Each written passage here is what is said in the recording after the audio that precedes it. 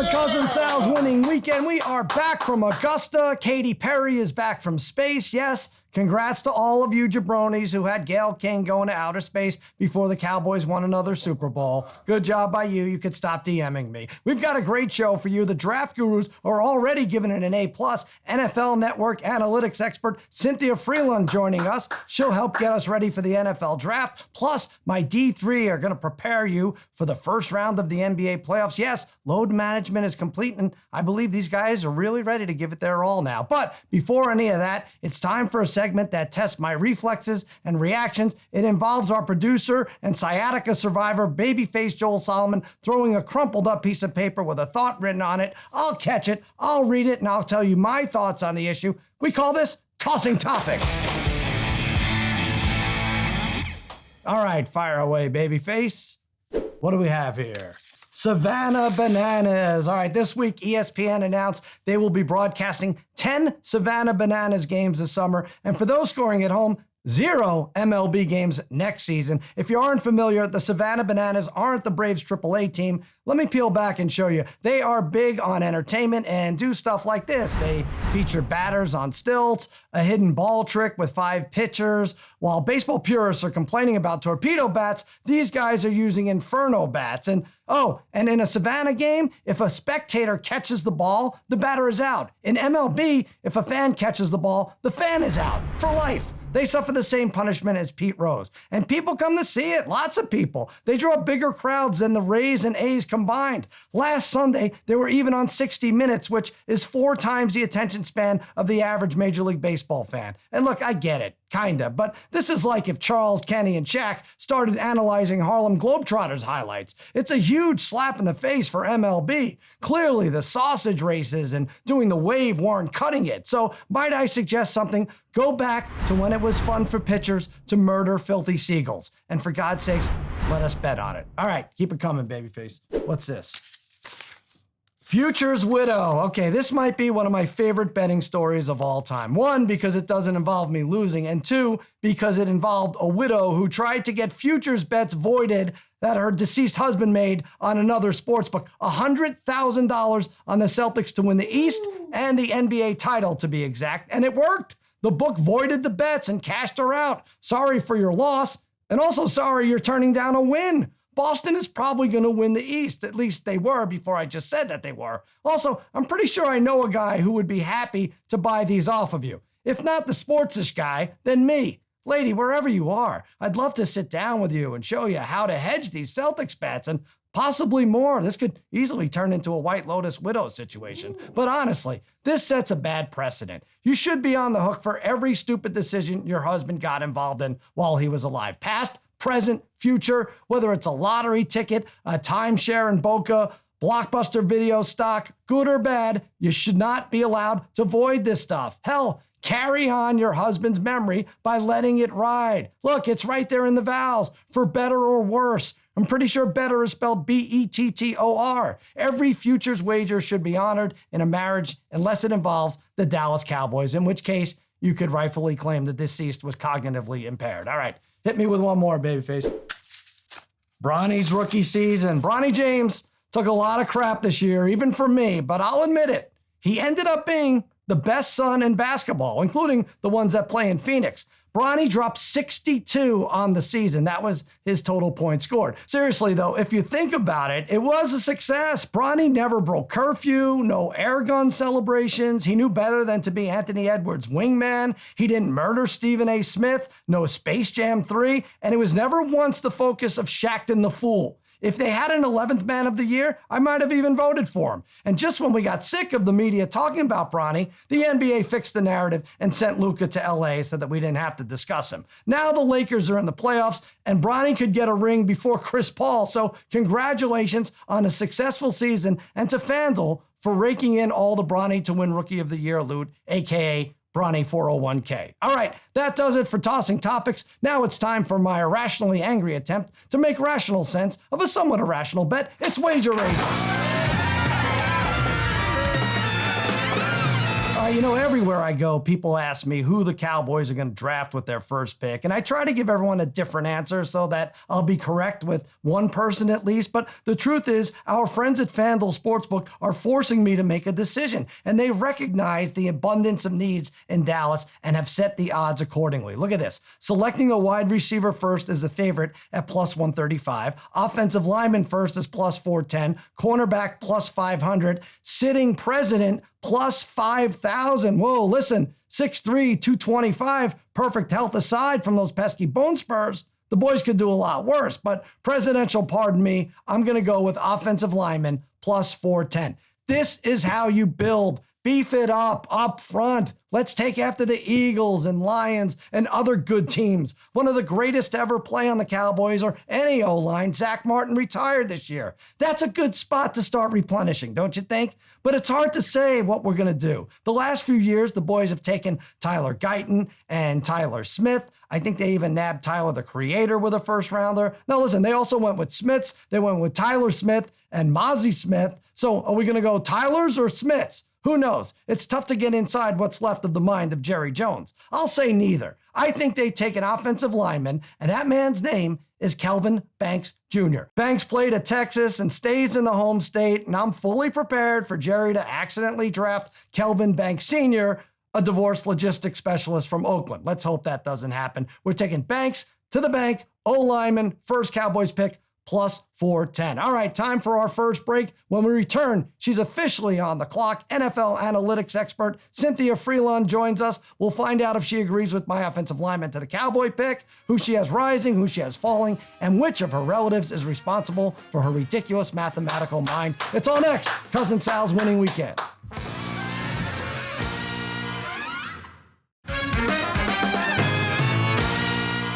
Welcome back to Cousin Sal's winning weekend. The NFL draft is right around the corner. Festivities kick off Thursday in Green Bay, and our next guest will be there to cover it all live. The path to the draft led her here today. She's got a high motor. She's got a great first step. She's a methodical runner who I truly believe plays faster than her 40 NFL networks. Cynthia Frelund, what's happening, Cynthia? I'm not a 5-tool athlete. I'm like the opposite of that. I'm a negative 5-tool athlete. Disagree. No. I'm reading a different mock draft than you are, but I want to talk about first of all, I thought of you because I was at the Masters with Simmons this past week, and you have to give up your phone. And I know you love sports and you're a golf fan, but would you even be able to give up your phone like this week or the week before the draft, or it's impossible, right? It's a hard time to give up your phone. I mean, if I were at the Masters, I could figure out a way to make that happen. But, I get lots of random calls like, is it a smokescreen about the Giants having Shador come? And you're like, relax, just chill. But people get all worked up into a frenzy. It's pretty funny. Yeah, then you wish you didn't have your phone when you have all these lunatics calling you. Have you ever given it up at a concert or something? You've had to give it. Yeah, at the Super Bowl, did you do that? Were you at the Super Bowl in Minneapolis where anything you did that was related to anything around Prince? I mean, I know he passed obviously, but anything to do with being around as a state or whatever, you had to put your phone in that little bag, and it was I was good with that. All right. I do want to talk about you and your family's gambling history. You once told me this. I hope you're comfortable repeating the story. It was about your grandfather. I think you know what I'm talking about. Oh, yeah. So I'm from Michigan. My grandfather was from Southeast Michigan, so right near Ohio, right near the border. And he went to an illegal casino in the 40s, and he won a big sum of money for the 40s, around $40,000 playing craps. And he walked out with the money, and God rest his soul. He's like, I heard that of the shotgun. They're like, come back here, Alton. You need to, keep playing. Why would you leave on this big roll? But that is how, everything came to be. I mean, he took me to the horse track when I was little. It explains a lot. But also he bought a company that supplied the tables and the materials as the casinos were being built in Michigan. So, it even led to my grandmother, who he met on a business trip to Florida for the table company, for the gambling, the gaming company. Right. That's where he met my grandma, proposed to her in a week. She flew up, they got married in Ohio, and wham, bam, 2 generations later. Oh, this is great. My grandfather lived in Vegas for 25 years. He would play penny keno, and he never won enough to buy like a shrimp cocktail, a 99 opinions. I loved him to death. But this is your origin story. It is. And right? I actually was in my grandfather wanted to see Atlantic City when my mom was pregnant with me. So I've never been to Atlantic City, as an adult, but I have been in my mom's belly. Oh, you didn't have a chance. Okay. Wow. All right. So let's talk about this draft day. Speaking of, do you watch draft day to get prepped for this day or for this week, or are you a Jerry Maguire gal? Both. Why limit yourself to just one, really? You don't have to choose. It's true. You don't have to choose. Draft day is just funny to me because it's like it's the world's longest day. Like his whole life unfolds in front. Like it's great though. It gets you pumped. It gets you. I even I'll even sit there and be like any given Sunday and Christina Pagliacci, Cameron Diaz's character. Like I'm in on all of it. How many mock drafts is too many? I say one. No. I say. I think 3 and 4 is getting to be too many. What do you think? Well, it depends on what you're looking at. The whole mock draft about people get so mad at me because they're like, oh, you absolutely know this person's not. I'm like, yeah, no, I'm doing it a little bit different way. But I do like the mock drafts for the sake of figuring out specific things how many of a certain position will be drafted in the first round. We also have the first draft ever where, at least as of right now, all 32 teams will be picking in their natural order, which is wild. So how many trades will we have? All of these. So I like going through the exercise of writing it down, because then you're like, oh, wow, we really could have 4 corners go in the first round, where when you're kind of just thinking about it, you're like, I don't really know if that sounds right, but we certainly could. And I'm going to ask you questions that you've been asked a million times in the last week, but Shedeur Sanders, the Saints are favored to take him at plus 125. Where do you see him going? I would like to point out my original mock, which came out before the Super Bowl. Everyone got mad at me because that's where I had Shedeur Sanders going. I don't think he falls past there. I think it's possible that a team like the Steelers could come up ahead of the Saints to snag him there. But especially now that we've seen that Derek Carr has a potentially season-threatening injury, and it's kind of late in the game. This happened obviously after free agency, so they're not really in on some of those free agents. So I don't think he slips past there, but I do think someone could sneak up ahead for him. But I don't know. He could be one where you're sitting there and watching him sort of sweat it out a little bit more than maybe some people think. Wouldn't that be something? Now, I started with him because I feel like Cam Ward, the Titans have already handed his jersey to Roger Goodell. He'll be the first one. You agree with that, right? And then I agree with that. However, if I were the Titans, I would strongly consider Travis Hunter. I think I just think he's the most generational talent potential. To me, he's the one who I think in this draft class has the most transformative characteristics from day one. Yeah, you're kind of getting 2 players with him. It's unfair. I don't know that people have really settled into that thinking yet. But wow, for the Titans to pass on a quarterback, you sound like someone unlike me who didn't lose a lot of money betting on Will Levis this year. But I guess they'll figure it out, these Titans. Back to Shedeur. What's that? Who doesn't love Will Levis? Is fun to watch. I mean, he definitely makes you sweat, but at least he's fun. Sweat, cry, bleed, all those things. Unbelievable.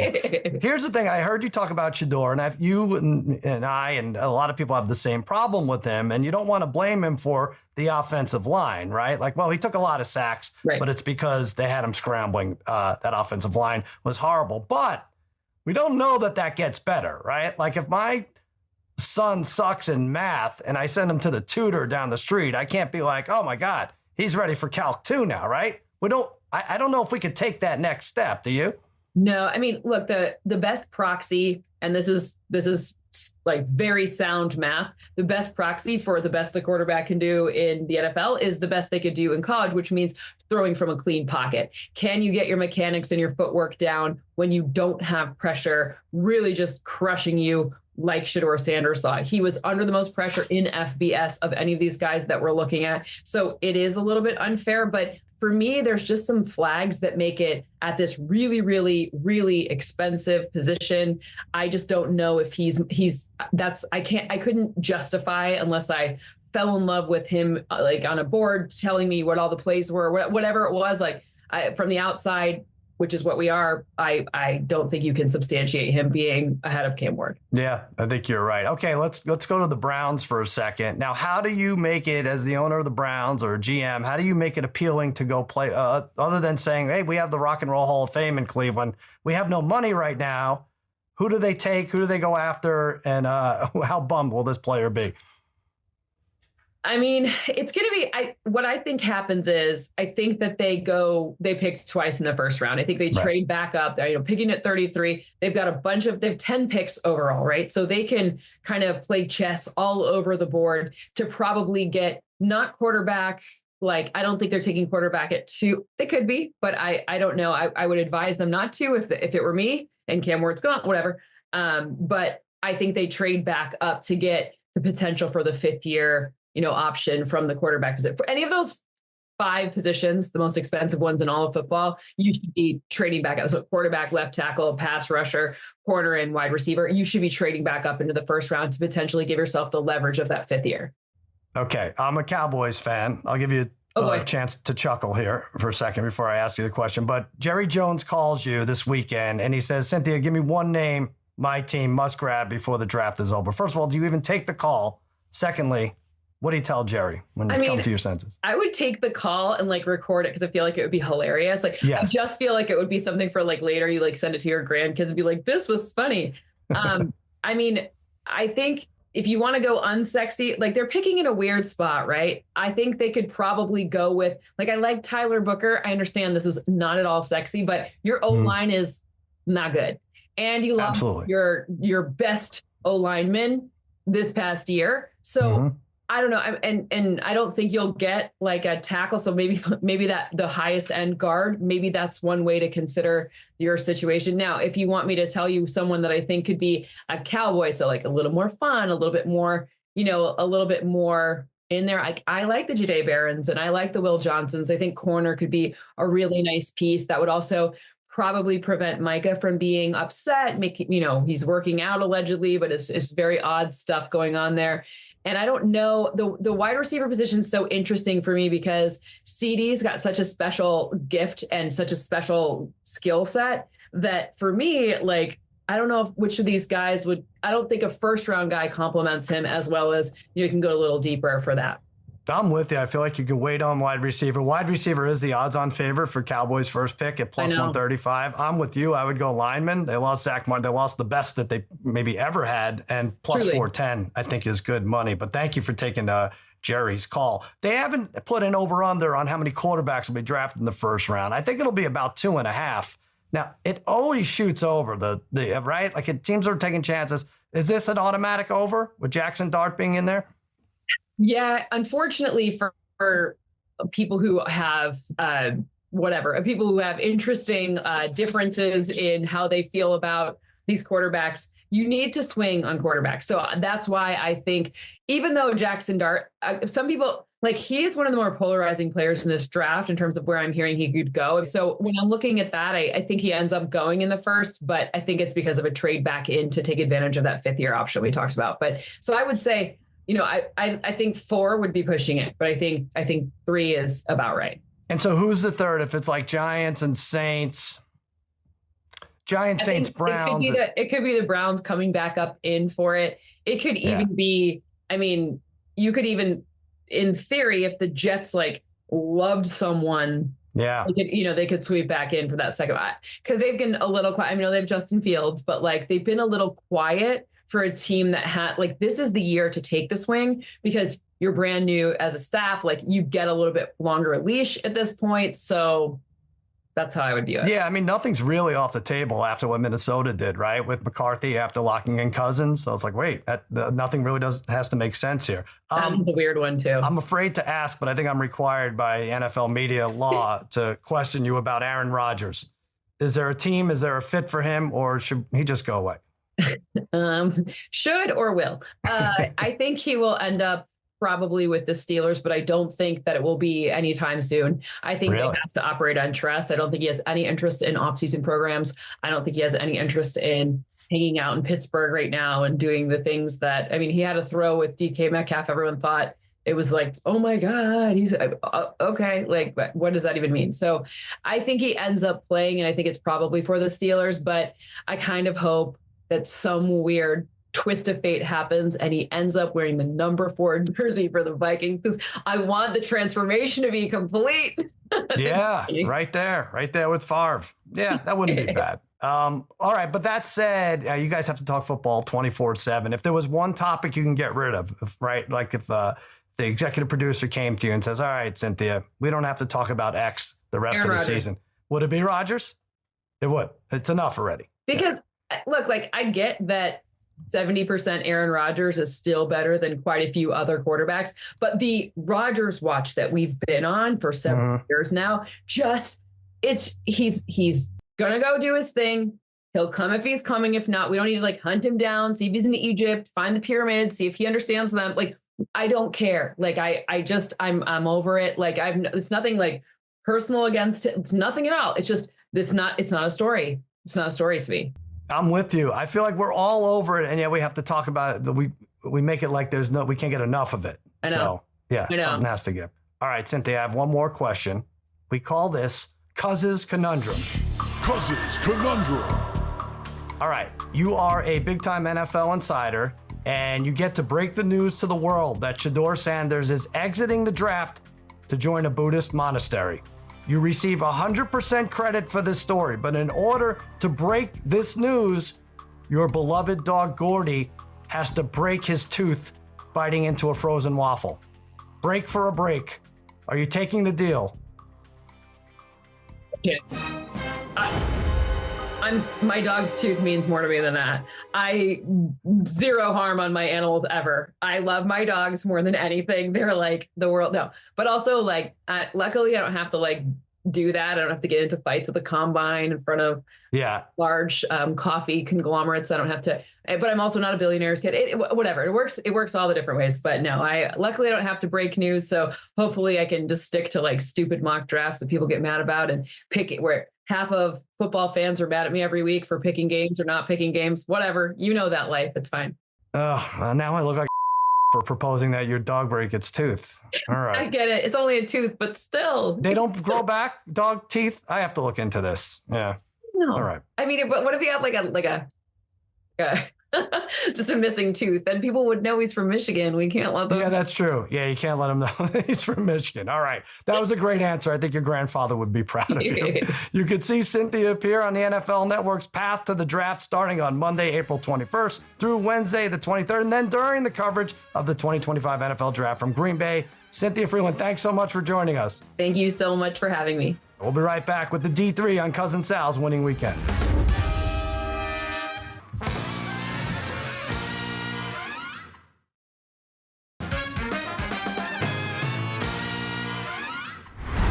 Welcome back to Cousin Sal's Winning Weekend. Let's keep the wagers rolling with my good pals who would never, ever drop a national championship trophy. At least 2 of them wouldn't. They're my wizards of wagering, my gurus of gambling, my barons of betting, my overlords of the odds from the Against All Odds podcast of D3, Harry, Brother Bri, Darren, the Parlay Kid. What is happening, fellas?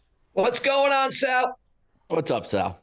What's going on, buddy? Well, guys, we just talked to Cynthia Frelund from NFL Network, and Parlay Kid, she just reported that Shedeur Sanders is headed to our Dallas Cowboys. What, is that crazy? Are you excited? What? I don't know whether to believe you or not, Sal.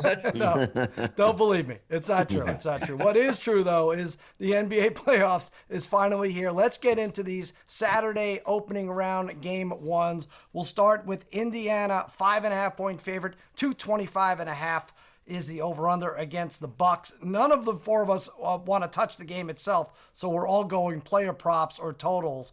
But I should talk about the series itself a little bit. The Bucks took this regular season series 3-1.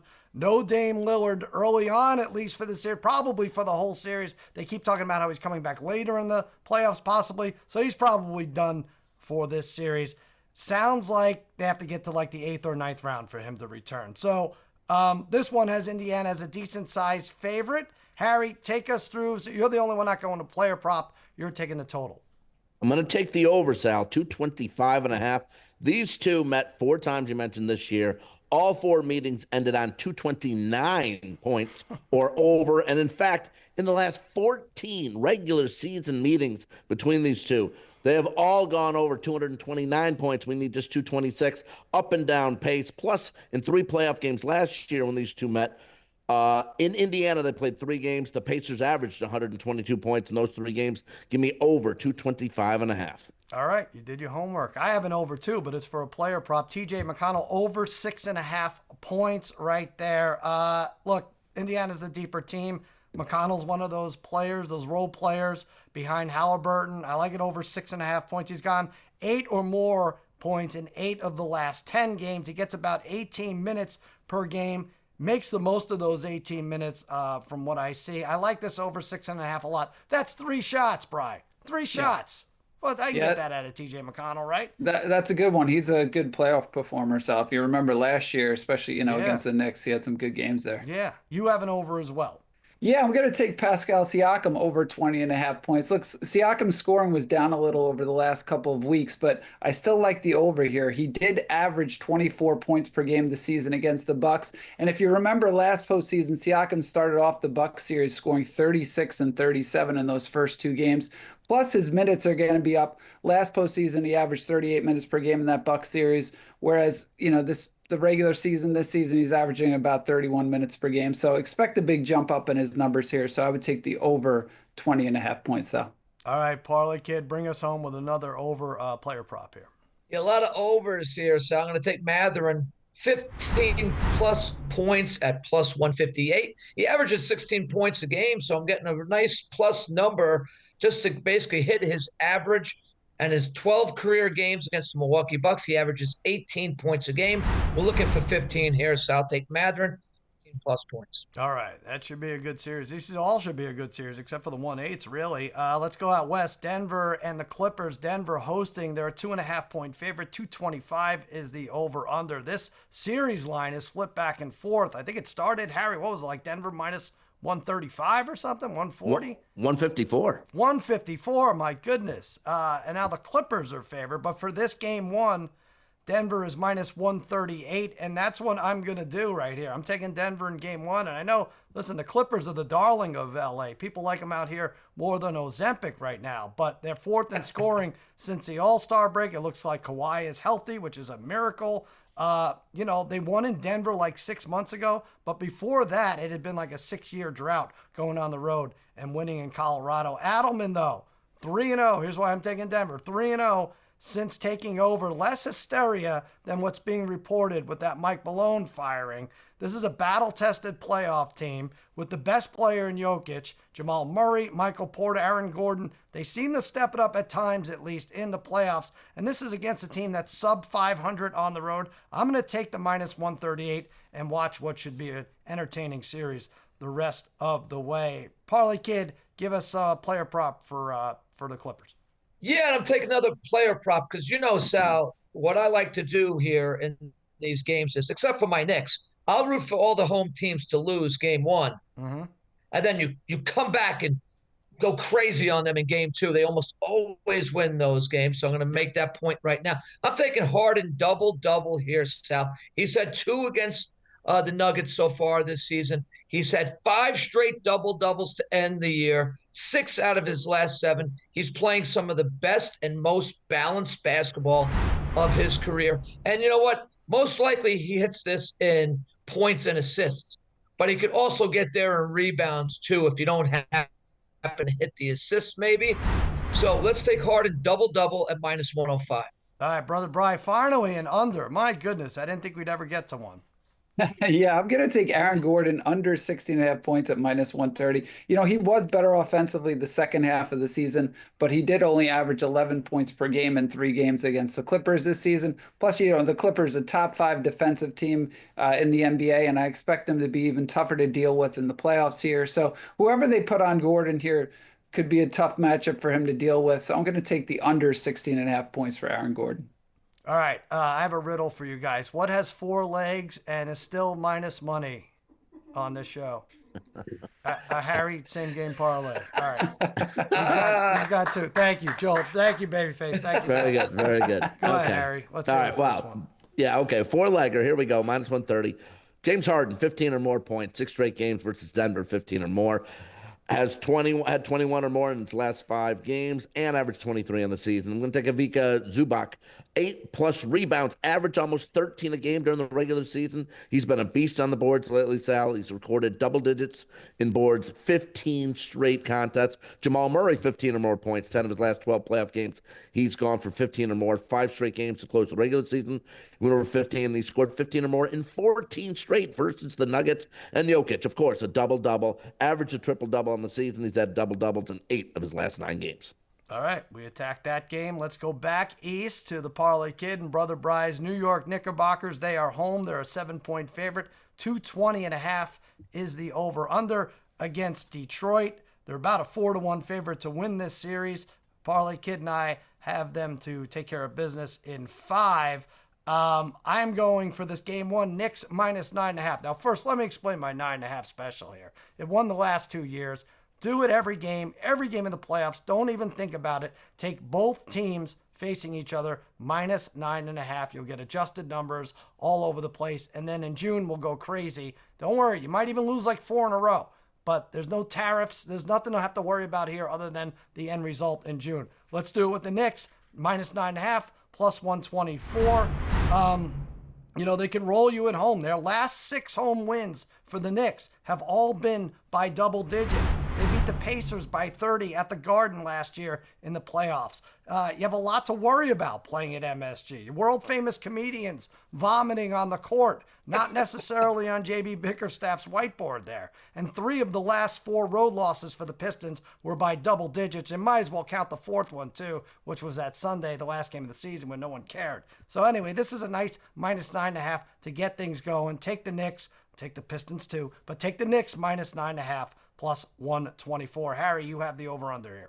Yep, I'm going to go over 220.5 here. Both teams averaged 115 points per game during the regular season. All 3 meetings this year versus each other went for 226 or more and have gone over 220 in 10 straight meetings. The Pistons have been a fun team to watch this season. Cade Cunningham was an all-star. He had 29, 36, and 36 versus the Knicks this year. And the Pistons have landed their games in their last 3 out of 4 regular season games have landed 240 or more. Knicks Pistons over 220.5. All right, Bri, I like these. We have a few of these coming up in the program, but Jalen Brunson, top scorer, pretty good. Yeah, and look, I should say I'm going to this game 1, which is going to be fun here. And yes, and I will be betting Jalen Brunson will be the top scorer at plus 160. I would definitely take him over Cunningham here. Look, Cunningham's been awesome since January, but this is his first playoffs. And Knicks maybe finally will up the defensive intensity in this series. But if you remember Brunson, right, just on another level last postseason, averaging 32.5 points per game with multiple 40-point games here. So I think Brunson's going to do all he can in this series to win, including ball hogging if he has to. So I would say take Brunson for top scorer in game 1 at plus 160. So I like it. Now, you don't plan on vomiting on the hardwood floor, do you? No. I'm sure I'll be pretty far away from the floor. You have good projectile motion, though. Make sure Harry doesn't slip you a gummy there. All right, Parlay Kid, you have an over here, too, player prop. Yeah, going with another over here. OG Anunoby over 20 points at plus 144. He has gone over 20 points in 13 of his last 17 games, 10 out of his last 12. And in those 12 games, he's averaging 25.5 points per game. Sal, for non-big men, he has the most dunks in the NBA this year at 121. And he also shoots the 3-ball pretty well, averages over 2 per game as well. So he's an inside-outside threat. If there's any Knick here that's going to be primed for the playoffs, I do think it's OG. I think Detroit's focus will be on stopping Brunson and Towns, and OG will sneak in here with a very big Game 1 performance. There you go. All right, go out west again. The big one, the Lakers hosting a 4-point favorite, 216.5 against the T-Wolves. They're about a almost 2-1 favorite for the series. I took the T-Wolves. I think plus 160 range is just too much for this very, very talented T-Wolves team. But for game 1, I'm going LeBron double-double. This has gone up. It was plus 115. It is now plus 130. Now, he hasn't had a double-double in 8 games, right? So they're daring you. And still, we're getting better than even odds. 2 reasons. 1, he's LeBron James, and most people are going to suck the value out of the yes part of this double-double. equation. Number 2, he does step it up a notch in the playoffs. If you look back, 6 of his last 9 playoff games, he's had a double-double. So maybe playing a little possum here. I know it's a different team, different teammates with Luka and everything else going on, but he had 33 and 17 last time they played each other in late February. I like this one. I think it's a prop you can keep hammering, and eventually it's going to hit. We got LeBron, double-double, plus 130. Harry, I think you kind of have the same thing in here somewhere, another 4-legger, and this is just dedicated to LeBron, though. Good for you. Yeah, at minus 104. Look, FanDuel does it, these same game parlays. I can't get enough of them, Sal. So I got another one here, 4-legger, all LeBron, at least 6 assists. He's had at least 6 assists in 9 of his last 10 playoff games, at least 6 rebounds.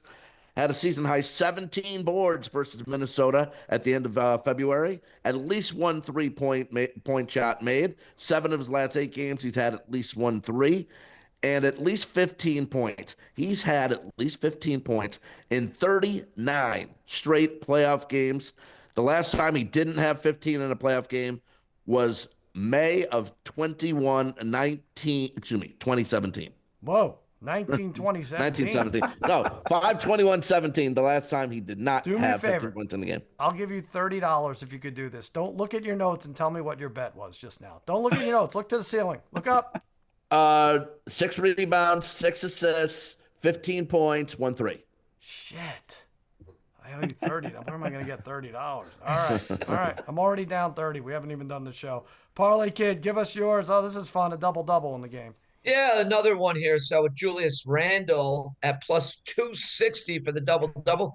2 double-doubles in 2 of his last 3 games. 6 out of his last 10 games against the Lakers have ended up in double-doubles. His rebounding numbers are slightly down this year, averaging a little bit more than 7 a game, but he has definitely shown with the T-Wolves he's willing to do some of the dirty work for this team. Let's take Randle at a nice number, plus 260. At times in his career, he's been a double-double machine. All right. I like that. Brother Bry, bring us home with Austin Reeves. Yeah, I'm going to take Austin Reeves to make 3+3s. It's funny, all of the recent conversation, Sal, is why didn't the Mavericks at least get Reeves in the Luka deal? And that is a great question. I'm not really sure why. But Reeves, averaged 4.5 threes and shot 53% from 3 in April here. And look, the benefit of playing with Luka and LeBron is for sure you're going to get a lot of open threes here, and Reeves is the main beneficiary of that. So he's going to go over 2. He's going to have 3 or more. I'd maybe take some adjusted 3-pointers here.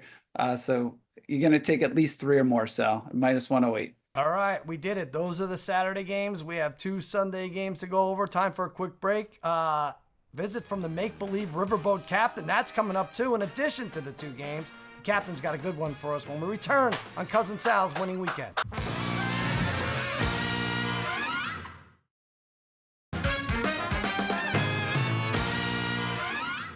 All right, welcome back to Cousin Sal's Winning Weekend. Still here with the D3, talking first round of the NBA playoffs because ball is life with these guys. I'm sorry, ball is life. I read that wrong. Anyway, Sunday, Game 1's the defending champions begin their quest for a repeat, which will add at least 6 more episodes to the Celtic City documentary, but so be it. Celtics 14-point favorite, 206.5 is the over-under against Orlando. The rest of us have player props. Harry, you are taking, wow, you suckered into this. You saw this line right away. Before Orlando had even won, FanDuel had a line out, and you loved it. 14 points. You're taking it. I do. Orlando has the best defense in the NBA and just held Atlanta to the lowest point total in 36 games. Orlando was 2-1 straight up, Sal, versus Boston, and held them to the lowest scoring game of the year. The Magic had a decent amount of injuries, but are healthy now and haven't lost by more than 14 points in 23 games. They're 9-3 straight up in their last 12, and 14 seems like a lot considering Boston was 4 wins better on the road this year. They were at home. Big game out of Franz Wagner and Cole Anthony off the bench. All right.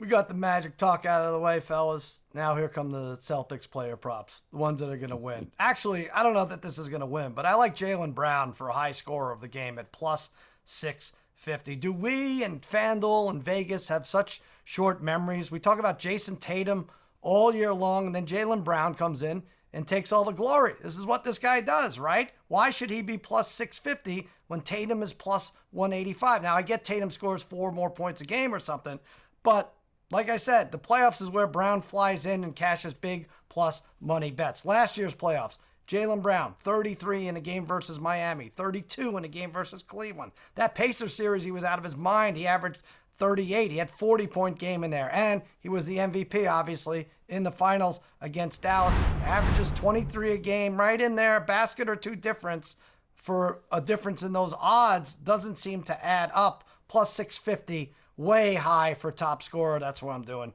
Jaylen Brown. Brother Bry, Peyton Pritchard prop. Go Ducks. Yeah, I'm taking Peyton Pritchard here over 7.5 points at minus 130. And what's with this number, Sal? It is ridiculously low. Pritchard's likely going to be the sixth man of the year, someone who averaged over 14 points per game. And look, I get it. His minutes will be cut a little bit with the full lineup. And this is going to be more of a defensive game, like Harry said. But the 7.5 is really low, right? Pritchard has been too big a part of this offense this season to not hit a few big shots in this game for me. So it's fishy low, but I'm taking the over 7.5 for Peyton Pritchard. Fishy low. All right. Parlay kid Derek White, 15 or more points. Yeah, but plus 112 here, Sal. White has been Mr. Consistency. 33 straight games in double digits scoring-wise for him. He averages 16.5 points per game. He shoots 38% from three, and he takes 9 3-pointers per game. In 19 games, playoff games last year, he went over in 13 of those, meaning went over to the 15 points.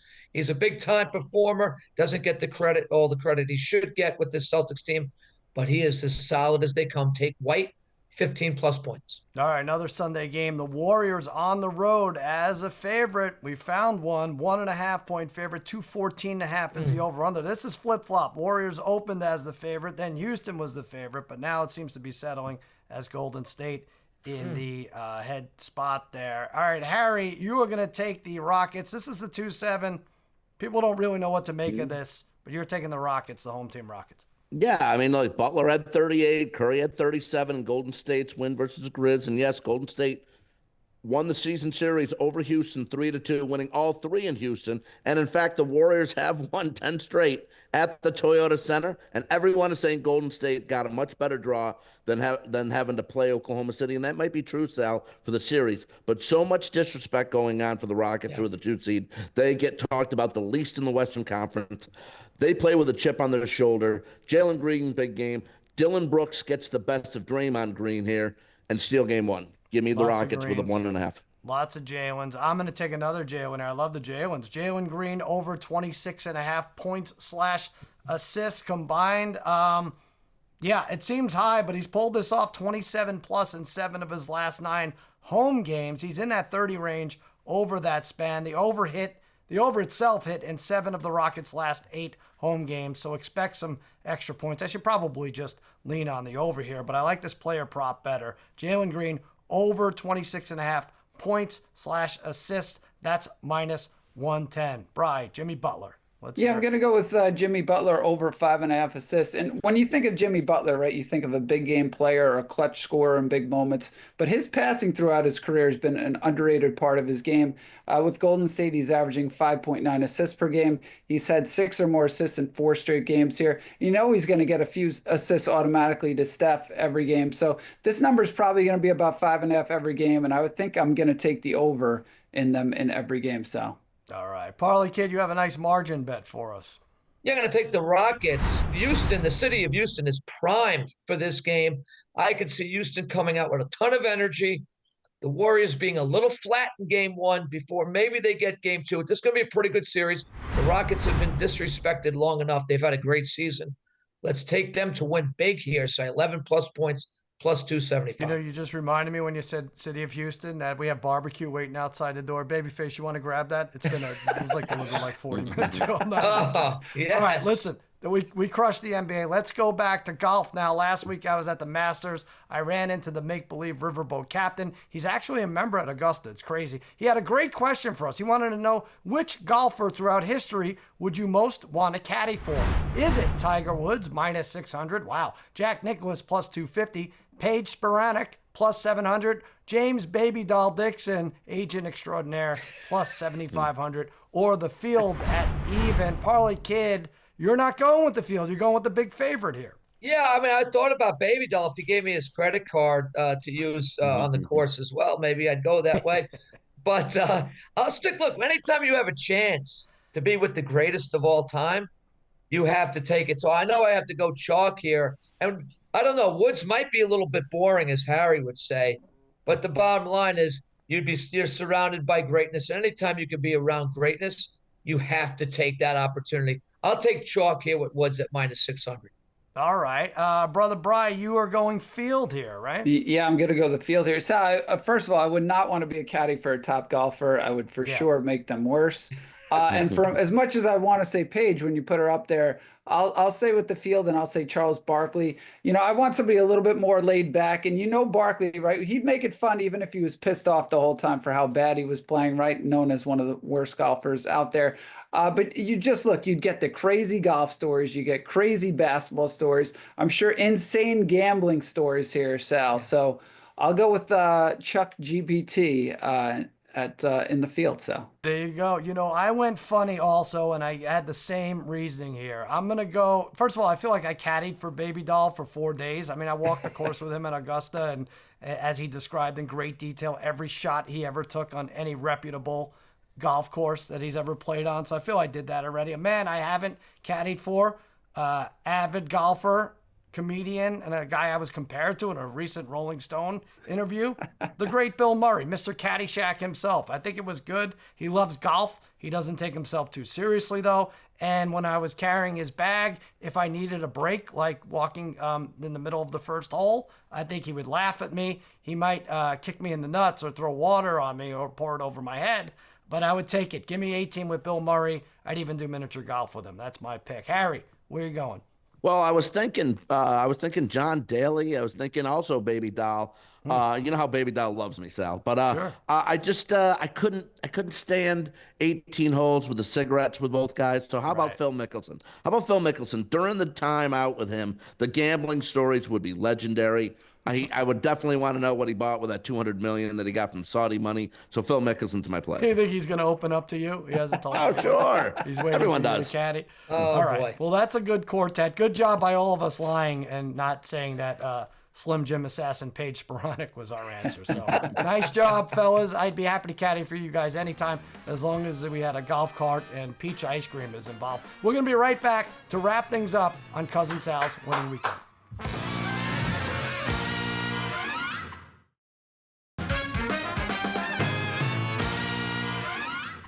All right, that does it. We've run out the clock, and now it's time for the horse racing show after us to make their selection. My thanks to Cynthia Frelund, and as always, thanks to the D3. If we were drafting friends, you'd be my 1, 2, and 3 in the mock. And thanks to all of you for watching and listening. And please always remember, you may feel like an underdog, but just know you're all my favorites. Happy handicapping.